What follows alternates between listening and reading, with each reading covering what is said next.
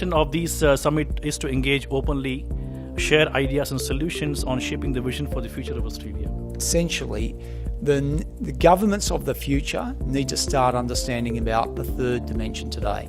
That is, go on Google Magic Leap, have a look at some of the videos, it will blow your mind. If half of the rhetoric is true, it completely changes the way we live, in the same way that smartphones did. They say that this is going to replace smartphones. You have to go out and kind of purposely break a few things and ask yourself and ask your colleagues, now guys, what's the worst thing that could happen here? If half of the rhetoric is true, that is one of the biggest disruptors I can recall since the smartphone.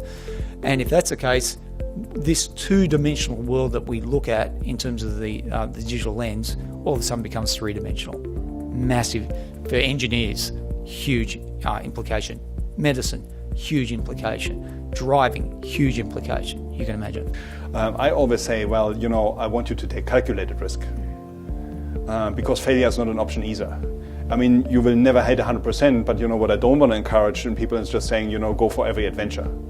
But you make up your mind and you say, well, here are a couple of risks, and management and leadership really comes into play when there's a grey zone.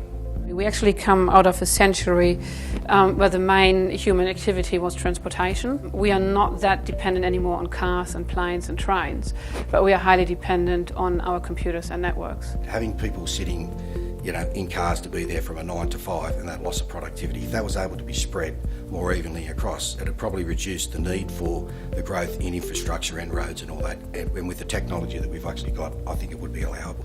It may be a cliche, but change is the new constant.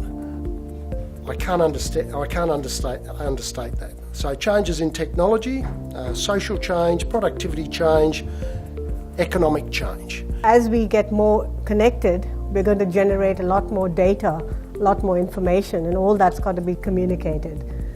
So how could we catch up this kind of change in time? And also we provide the well-developed teaching and learning platform for the students and get those students ready for the future, and also for get them ready for the labour market. The fundamental business cases and the finances are making it ever changing, and which is creating great opportunities. And especially we talk about Australia earlier and where we sit. It just means that we will be able to play in that global world. Remoteness will not be a challenge.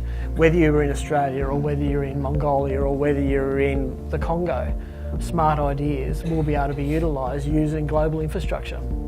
It's the information that's the important thing, but of course you can't have the information without the data. As an educator and as an academic, I think that I perhaps need to do something, and I'm certainly taking that away, change the short-termist view and try and open up the eyes of our students and our graduates to the worldwide opportunities that are out there.